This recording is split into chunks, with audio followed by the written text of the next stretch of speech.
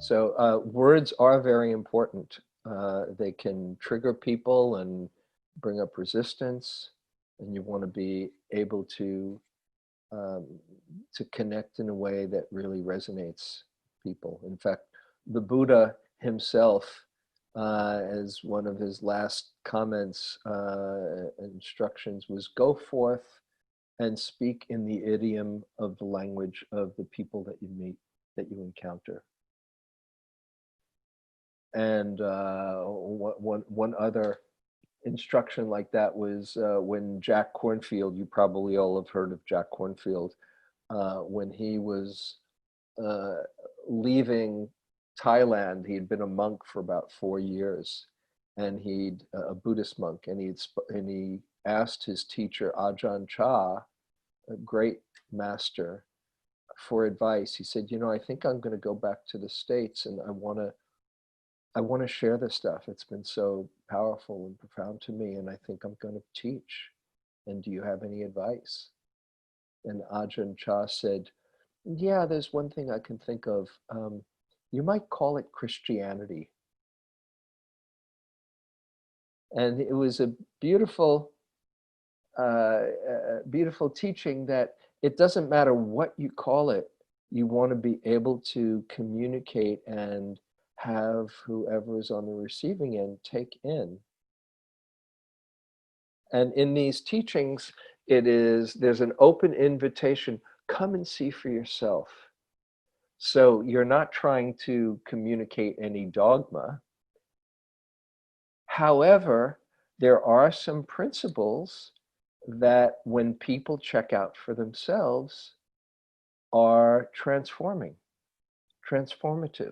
The power of mindfulness is transformative. And I sometimes say, if the Buddha came, could somehow reappear and say, that mindfulness stuff, I was just kidding. It wouldn't matter because I know it works. So you're talking from your own experience. And then the question is how to translate that into a way that's going to affect and be heard and be meaningful for others. And at this time, this is the way I see this mindfulness explosion that's happened over the last 20 or 30 years. We're in a time, a crucial time in the human evolution, the human experiment. We're at a crossroads here. And as one friend puts it, we are in a race between fear and consciousness. And sometimes I think of it as basically just fear or love. And so mindfulness is a tool to bring about more consciousness. And as teachers of mindfulness, I think of you all, or people who are in a position to share with others, as agents of consciousness that can help awaken that capacity and potential in others, who then awaken to that possibility and share and ripple out, whether they're teachers or just in their being. We are all agents of consciousness. And so you want to use words that people can hear and receive, but it's all about awareness.